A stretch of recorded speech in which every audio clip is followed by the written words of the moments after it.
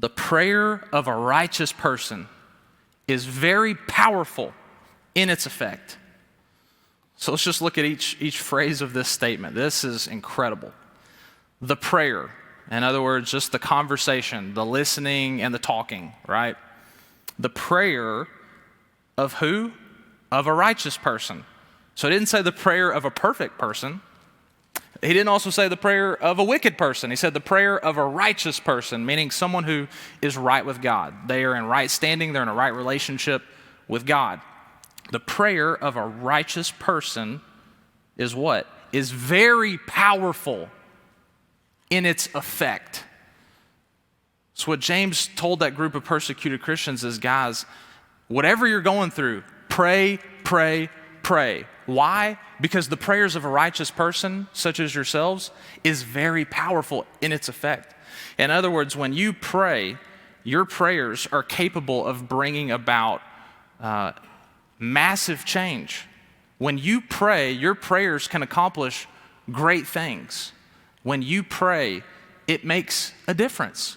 That's what he's saying. When you pray, God does stuff. Because he's the most powerful being in the universe. And if you're in a right relationship with him and you're talking to him and he listens and he responds, powerful things take place. Powerful things happen.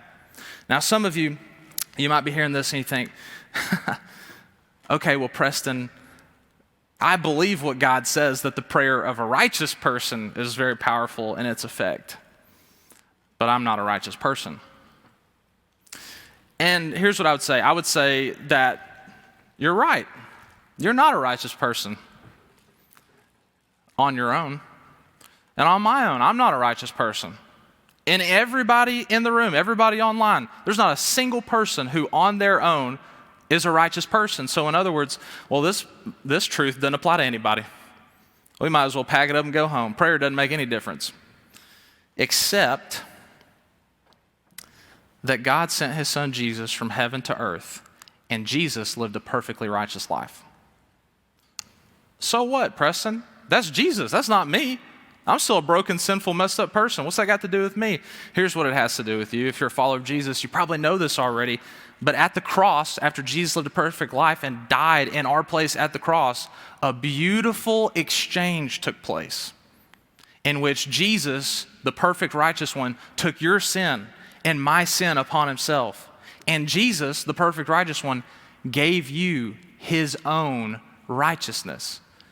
See, when God sees you, he doesn't see your past. He doesn't see your brokenness. He doesn't see the failure. He sees that you've been clothed in the very righteousness of Jesus himself. So yes, you are righteous. If you trust and follow Jesus, you are a righteous person.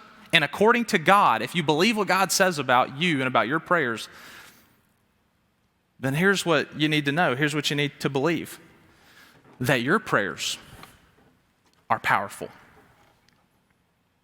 Your prayers are powerful.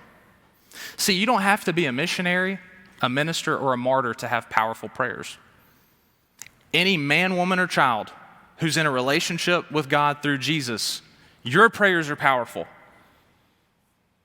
See, I think we talk about the power of prayer sometimes.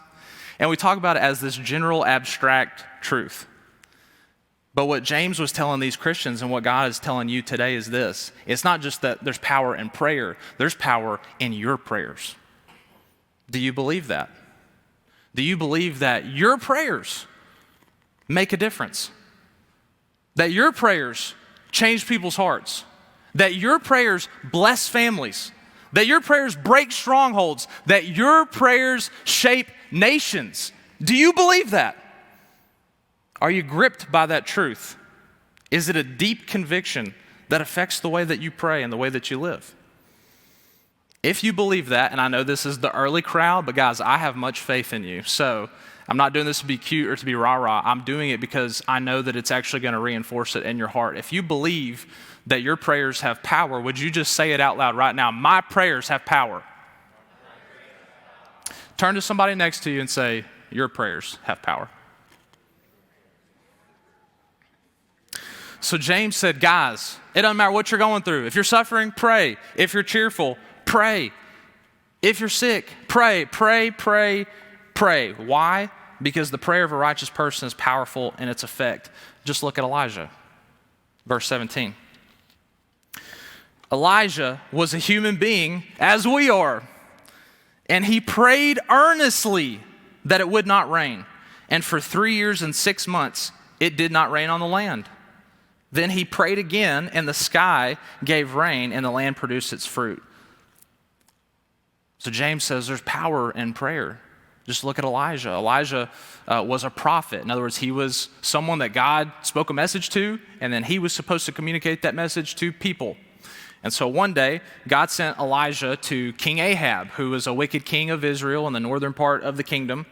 And essentially, Elijah told him, look, you think that Baal, this other false god, gives you guys rain? You've turned away from the one true living God to worship Baal? Well, guess what? Until I speak the word, you ain't going to get no rain. And for 3.5 years, think about that. Think about the weathermen's jobs during that time, 3.5 years. I mean, they were flawless. They got it right every single time, no rain.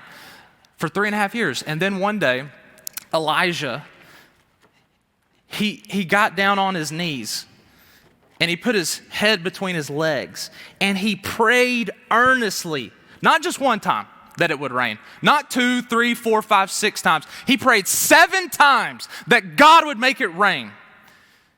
And finally, his servant went out, and off in the distance, he said that he saw a cloud the size of a man's hand, that big. And Elijah told the servant, go and tell King Ahab that the Lord God of Israel is about to make it rain. And it did. James said the prayer of a righteous person are powerful in their effect. Just look at Elijah to see that. Now, some of you might be thinking, well, yeah, I believe that Elijah's prayers were powerful. He's an Old Testament prophet. I'm no prophet. I'm no Elijah. But did you notice what James said? He said Elijah was a man just like us. He was a human being. He was a normal person just like you and me. What's his point? Elijah isn't the exception. Elijah's the norm. Now, you might not pray and you cause drought for 3.5 years and then pray and cause rain to come. But the point is, in the same way that Elijah's prayers had powerful effects, your prayers can do the same.